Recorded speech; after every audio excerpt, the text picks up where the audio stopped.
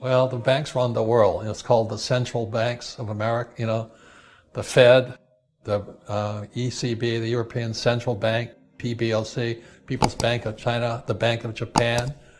Where really capitalism is run by a central banking system. That's called communism also. The government is, communism is centralized government, capitalism is centralized banking. And the more you step back, you look at the big picture, the ultra-rich control the central banks. For example, the Rothschild Corporation, let's say there's 50 central banks, the Rothschilds own about 48 of them. You and I don't have a prayer because money makes the world go round, and the economy runs on money, like it or not. So that's why I became a student of money back in the 80s. And I began looking at, I was a student of R. Buckminster Fuller, a guy who created the geodesic domes and all that. And he wrote a book called Grunch of Giants. Grunch stands for Gross Universal Cash Heist. It's how the ultra-rich steal our wealth. And so when I read Grunch of Giants in '83, I understood what my rich dad was telling me. That's when my rich dad he read Rich Dad, Poor Dad. It says the rich don't work for money because our money is toxic. Our money is corrupt. Our financial system, or money, is designed to make the rich richer, but keep the poor middle class poorer. And that's why our schools don't teach us about money, because the school system works for the central banks also. This is the big picture. This is 1895 to 2015, 120 years of the Dow.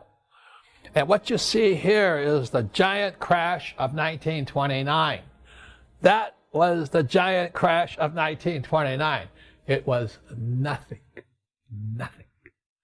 And you look over here, this is the giant crash. I mean, everybody talks about the giant crash of 1987. There it is there. It was absolutely nothing. It nearly wiped out the U.S. This put us into a depression for 25 years. That little blip there. Now you look at what's happening. This is 2000. This is 2008. And here we are today. So I ask you this. You don't have to be a rocket scientist. If this baby crashes again, how big will it be? I don't know. I don't know what would happen, but I think the house of cards is about to come down anyway, because the corruption inside our banking system is at all-time highs. This has happened before in history. It's been going on for thousands of years, where the banking system, I'm not blaming bankers. I like my banker a lot because he gives me money. But anyway, the whole system was rigged by the banks. The golden rule. He who controls the gold makes the rules. And so I decided I'd rather be on the banker side than the employee side. It's just a choice. I talk about the three types of fakes there are in this world. Number one is fake money.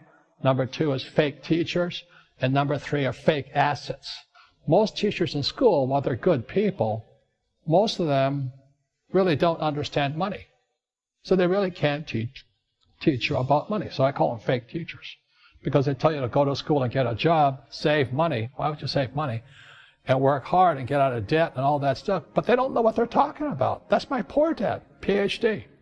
In 1971, President Richard A. Nixon, well, I'm not a crook, tricky dick, took the U.S. dollar off the gold standard. Why is that significant? I have directed the Secretary of the Treasury to take the action necessary to defend the dollar against the speculators.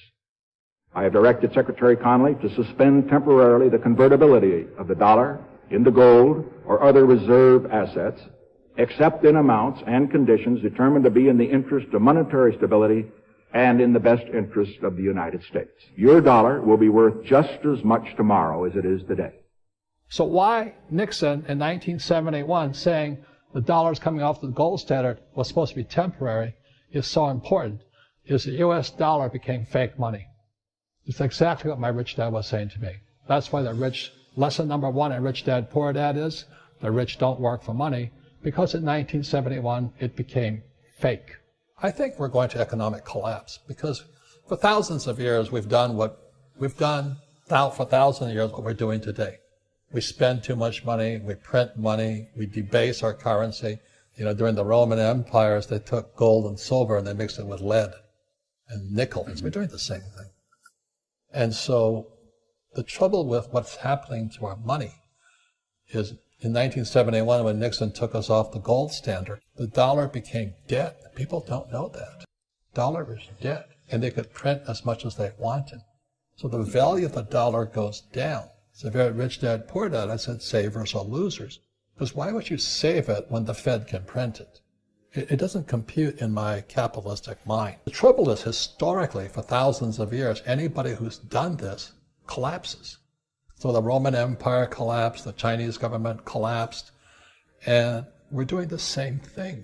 We just don't live long enough to know it. So we're pretty close right now. We just can't keep printing money and giving people money for free and think that it'll survive. And the trouble is, it's now a global problem. You know, we have the central banks of like European, Japanese, Chinese, everybody's central banks today, and we're printing money. It's not going to last. The rich started to get richer because the stock market was going up, and the economy was booming because there was all this fake money flooding the system. Then there was this crash here in 1987. So in 1987, after they crashed, they said, oh my God, how do we prevent it from crashing again? So they started creating fake assets. You know, everybody watches the stock market. Being a professional investor, the problem's in the bond market. And the bond market is bigger than the stock market. We're in serious trouble financially. And so that's why when I talk to people, I say, buy a silver dollar. It costs you $20. Oh, I can't afford $20. Then you got trouble. Buy a dime for $2. I can't afford $2. It's the mindset screwed up. But they can go to McDonald's and buy a Big Mac. That's why the Glass-Steagall Act in 1999 was so crucial. They took your savings, put it in the casino, and this happened. We have fake assets. So that's kind of what's going on right now. So we had this crash, so they created more fake assets. It went up. 2008, real estate, they said it was a real estate crash. It wasn't a real estate crash. It was a fake asset crash. A fake assets called CDOs, collateralized debt obligations, MBSs, mortgage-backed securities, and CDSs, credit default swaps, fake assets. And all America has done is produce bubbles. So we have a bubble in real estate, bubble in stocks, bubble in bonds. Everybody's happy. They think they're getting rich today. And I've never seen it so frightening. So this is going to be the biggest bubble in world history that's going to bust. I think America's going into the next depression. We're at war with Russia. Biden is going hat in hand to Venezuela and to Iran to try and get oil, but he cuts off U.S. oil. I make more money, but America is going to go broke.